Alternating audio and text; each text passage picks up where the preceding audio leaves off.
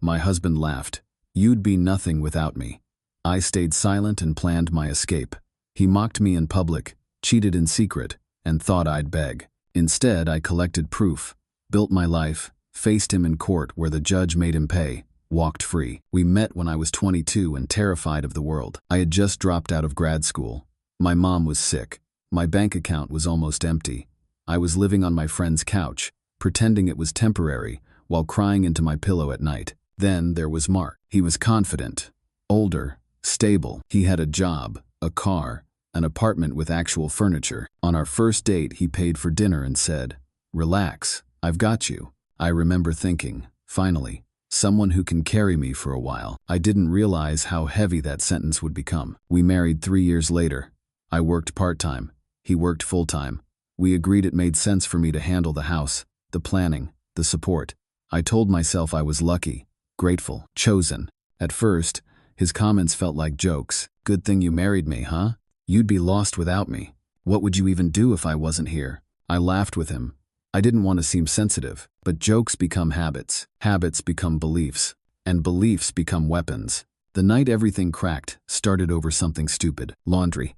I had forgotten to switch it to the dryer. He came home, tired and irritated, and found his work clothes still wet. He threw the basket on the floor. "Seriously?" he said. "What do you even do all day?" I felt my face burn. "I had a doctor's appointment and then you forgot the one job you actually have?" That's when he laughed. Not loud, not playful, sharp. "You'd be nothing without me," he said. "No career, no money, no direction. You'd be back on someone's couch in a week." The room went silent. I looked at him, waiting for him to say he didn't mean it. He didn't. I went to the bathroom and locked the door. I sat on the floor. I stared at the wall. Is this who I am? Is this all I get to be? Something small but fierce started breathing inside me. After that, the comments didn't stop. They got louder. When I talked about taking classes again, he said, "Why? You already failed once." When I mentioned a job posting, he smirked. "They wouldn't hire you." When I tried to argue, he'd shrug. "I'm just being honest." Honesty isn't supposed to sound like contempt, but I still stayed, because leaving is scary, because starting over feels impossible when someone has convinced you that you're empty. Then came the night that changed everything. We were at a dinner with his coworkers. Everyone was laughing, drinking, telling stories. I said something about a project I'd helped a friend with, just a small freelance thing. Mark cut in before I could finish. "Relax," he said, smiling at the table. "She likes to feel useful." The table laughed, not cruelly, but enough. I felt my chest tighten. "She doesn't really work," he added. "I take care of all that." I stared at my plate. No one defended me. No one challenged him. Not even me. On the drive home, I said quietly, "That hurt." He sighed like I was a chore. "You're too sensitive." I was joking, but I didn't feel joked about. I felt erased. That night, I didn't cry. I planned. I started small. I took free online courses. I updated my resume at night. I emailed people when he was at work. I didn't tell him, not because I was lying, because I was protecting something fragile, my belief in myself. When I got my first contract, I stared at the email for 10 minutes before replying. My hands were shaking. They want me. I made my own bank account. I saved quietly. I learned loudly. Every time he mocked me, I nodded. But inside, I counted. Then he crossed a line he couldn't walk back from. We were arguing about money. He had bought something expensive without telling me. When I asked about it, he rolled his eyes. "It's my money." "We're married," I said. "It's our money." He leaned forward. "No," he said. "It's mine. Because without me, you're nothing." Remember? That word again. Nothing. Something in me finally snapped into place. I didn't raise my voice. I didn't cry. I just said, "Okay." And I meant, "You'll see." 3 months later, I had steady income. Not huge, but real. I paid my own bills. I built my own credit. I even helped my mom with hers. He didn't notice, or didn't care. Then I found the messages. On his tablet. Left open. Careless. A woman from work. Flirty. Familiar.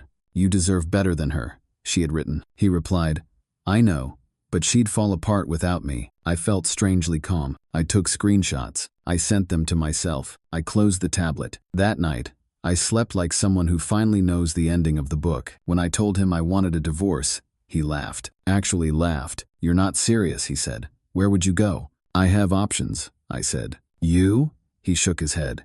You'd be nothing without me. I didn't argue. I just smiled, and that scared him more than any scream could have. The court process was slow. He tried to scare me, tried to belittle me, tried to charm the judge with the image of a provider. But facts don't care about stories. My income, my savings, my proof, and his messages. When his lawyer slid those screenshots across the table, Mark's face went pale. He didn't laugh then. He didn't even look at me. On the final day, as we waited for the judge to speak, he leaned over and whispered, "You're making a mistake." I looked at him calmly. "No," I said.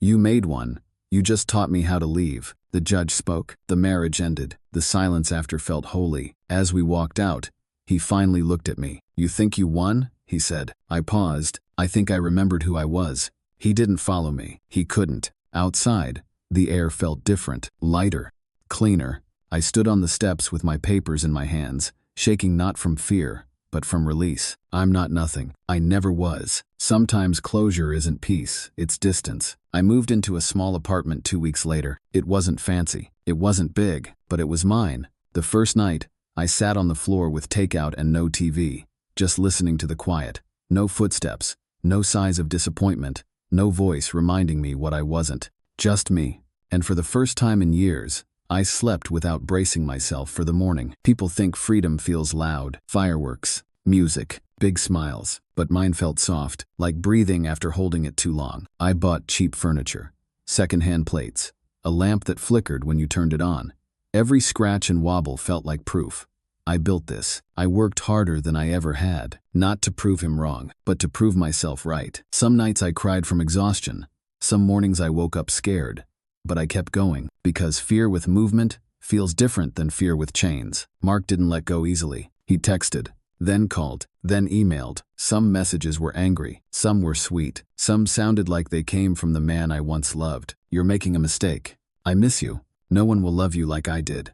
You'll come back." I never replied, not once. Silence became my boundary. 6 months after the divorce, I got promoted. It wasn't dramatic, no balloons, no speeches, just an email that said, "We'd like to offer you the position." I stared at it, then I cried, then I laughed. He said I'd be nothing, and here I am, becoming something new. I celebrated alone with bad wine and good music. I didn't need witnesses anymore. One afternoon, I ran into his sister at the grocery store. She froze when she saw me. "Oh," she said, "you look different." "Different how?" She hesitated. "Stronger." I smiled. "He's not doing well," she added quietly. "He keeps saying you ruined him." I felt something twist inside me. Not guilt, not triumph, just distance. "I didn't ruin him," I said. "I left." She nodded slowly. Sometimes I still thought about him. Not with longing, with curiosity. How could someone who once held me so gently learn to crush me with words? Then I realized, he didn't change. I just stopped shrinking. A year later, I spoke at a small workshop for women restarting their careers. I told them pieces of my story. Not his name, not the worst parts, just the truth. Someone once convinced me I was nothing, and I believed them until I didn't. Afterward, a woman hugged me and said, I needed to hear that. So did I. One night, I got a message from an unknown number. "It's Mark." I stared at the screen. "I saw you online. You look happy." I didn't reply. "You were supposed to fall apart." That one hurt. Not because I missed him, but because I finally understood how small his love had always been. I blocked the number. Some chapters don't deserve a reread. I started dating again slowly, not to fill a hole, but to see what it felt like to be chosen without being owned. Some dates were bad, some were kind. One was quiet and gentle and didn't ask me to shrink. But even if that hadn't happened, I would have been okay, because I had already chosen myself. Sometimes I think about that night with the laundry, how a single sentence can change a life. "You'd be nothing without me." He thought it was a truth. It became my starting line. Now when I look in the mirror, I don't see nothing. I see someone who rebuilt herself from words meant to erase her. I see someone who learned that love without respect is just control wearing a pretty mask. I see someone who knows being alone is not being empty, being free is not being lost, and being nothing to someone who wants to own you might be the most powerful thing you can become. 2 years after the divorce, my life barely resembled the one I had escaped. Not because it was perfect, but because it was mine. I had a better apartment now. Real furniture. Plants that I somehow kept alive. A job that challenged me instead of shrinking me. And still, sometimes, the past tapped me on the shoulder. Not loudly, just enough to remind me it existed. It happened on a Tuesday. Ordinary, gray, forgettable. I was walking out of my office when I saw him across the street. Mark. He looked smaller. Not physically, something else. Like a man who had lost the echo of his own confidence. Our eyes met. For a second, neither of us moved. Then he crossed the street. "Hey," he said. I didn't step back. I didn't step forward. He swallowed. "You look good." I nodded. "So do you." That was a lie. But kindness costs less than truth sometimes. He shifted his weight. "I heard you're doing well." "I am." A pause. "I'm not," he said. I waited. "I lost my job last year. Things went downhill after you left." After I left, not after he cheated, not after he belittled me. After I left, I didn't think you'd actually survive without me, he said quietly. There it was, the belief that had shaped our marriage. "I didn't think you wanted me to," I replied. He flinched. We stood there like two strangers who shared a ghost. "I miss you sometimes," he said. "I miss who I thought you were," I answered. He looked at the ground. "I was wrong about you." I felt something loosen in my chest. Not because I needed his apology, because I no longer needed him to be right. "I know," I said. He nodded slowly. Then he walked away, and for the first time, watching his back didn't hurt. It just ended. That night, I dreamed of my old apartment. Not the fights, not the pain, just me, standing in the kitchen, younger, quieter, folding laundry. I woke up with tears on my face. Not from sadness, from gratitude. She didn't know she'd survive, but she did anyway. Months later, my mother moved in with me after her health worsened. I became the caretaker I once thought I was incapable of being. I paid bills. I handled doctors. I held her hand when she was scared.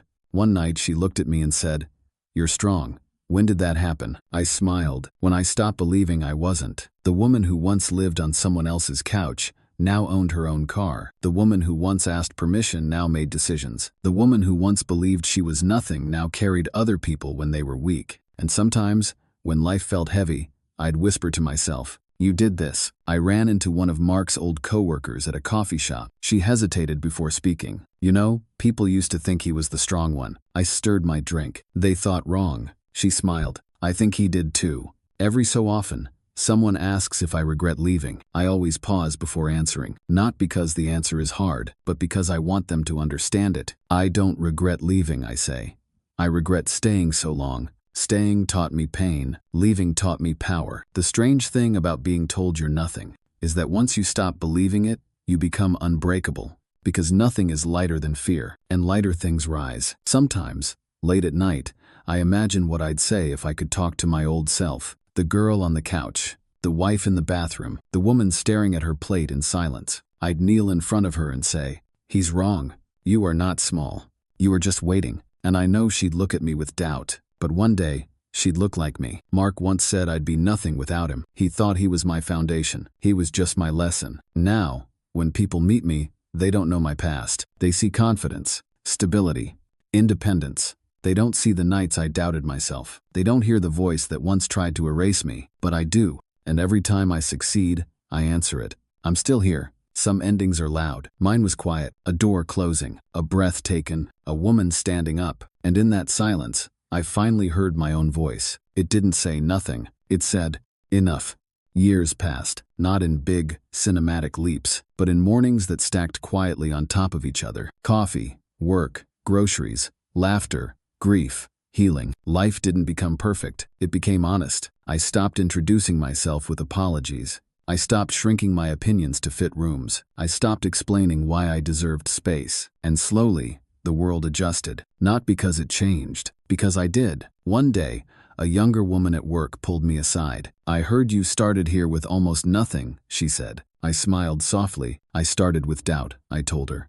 "Everything else came later." She looked relieved, like she'd been holding her breath too. I started mentoring women who reminded me of who I used to be. Quiet, careful, apologetic for existing. I never told them what to do. I just listened. And sometimes I said, "You don't sound small. You sound scared." Those aren't the same thing. Watching their shoulders straighten felt like watching mirrors heal. One afternoon, I found an old box while cleaning. Inside were wedding photos. I sat on the floor and looked at them. I didn't hate them. I didn't love them. They felt like pictures of a stranger who wore my face. I held one up, the version of me smiling beside Mark. She looked hopeful. Not foolish. Not weak. Just hopeful. "I'm sorry," I whispered to her. For how much you had to learn the hard way. Then I put the box away, not in the trash. In the past, a few months later, I stood in front of a mirror trying on a dress for a work event. My reflection didn't ask permission anymore. She stood tall. She met her own eyes, and she didn't flinch. Who would have thought the woman he called nothing would look like this? The event was crowded, loud,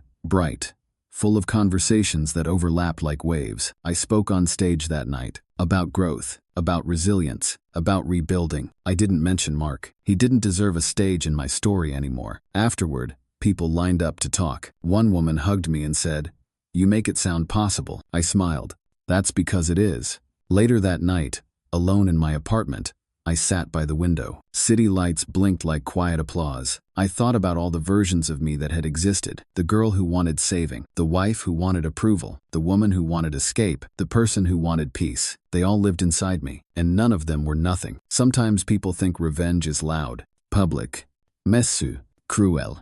But mine was quiet. I lived well. I healed. I became proof that his words were wrong. And that kind of revenge doesn't leave blood. It leaves truth. I never saw Mark again after that street encounter, but I heard about him once through someone else. He'd moved, changed jobs, tried again. I didn't wish him pain. I didn't wish him joy. I wished him awareness, because that's the one thing he never gave me. There are still days I doubt myself. Still moments when old words echo. You'd be nothing without me. But now, when I hear that voice, I answer it gently. Watch me.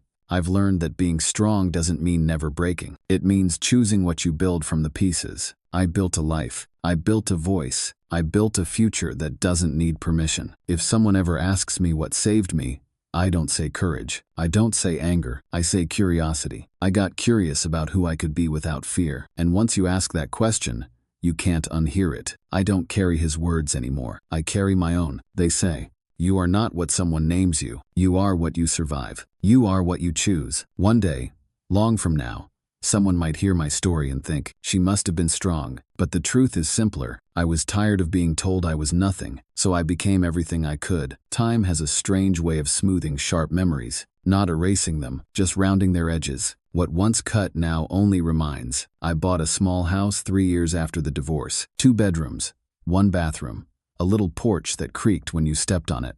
I stood in the empty living room with the keys in my hand and laughed. Out loud. No one told me I could. No one told me I couldn't. I painted the walls myself. Messy, uneven, real. I burned dinner the first night because I forgot the oven was on. I sat on the floor eating cereal and smiling like I'd just won something. Because I had. I had space. Not just rooms, breathing room. There was a moment, standing in that house, when I remembered Mark's voice so clearly it felt like he was behind me. You'd be nothing without me. I turned around. No one was there. And that was the point. My life didn't become a fairy tale. I still got lonely. I still doubted. I still sometimes wished someone else would carry things when they felt heavy. But now, wanting help didn't mean needing permission. It meant being human. One winter, my mom passed away. It was quiet, gentle, final. I held her hand and told her stories from my new life.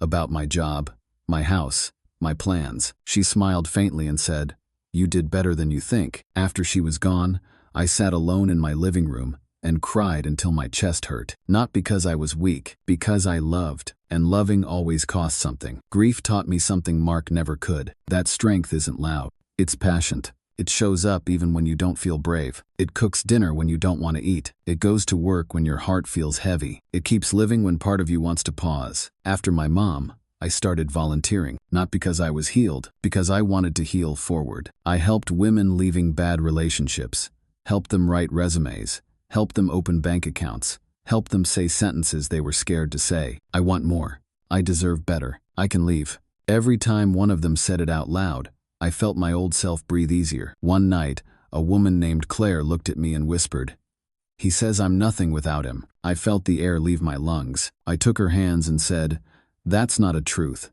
That's a cage." She cried, not because she didn't know, because she finally heard it from someone who had escaped. I never told Mark about any of this. He didn't get updates on my becoming. He lost that privilege when he tried to erase me. Sometimes I think about what would have happened if he'd never said that sentence. If he'd never laughed. If he'd never tried to make me small. Maybe I would have stayed. Maybe I would have disappeared slowly and politely. Maybe I would have become a shadow of a woman who once had dreams. His cruelty didn't break me. It woke me. Years later, I stood at my porch watching a storm roll in, thunder in the distance, wind in the trees. I thought about how scared I used to be of storms, how I used to want someone else to stand between me and the world. Now I just watched. Rain came, lightning flashed, and I stayed. Not because I wasn't afraid, because I didn't need saving anymore. People sometimes mistake independence for coldness. But I'm not cold. I love deeply. I trust carefully. I give slowly. Because now, I know the value of what I carry. I fell in love again. Not suddenly, not recklessly, quietly,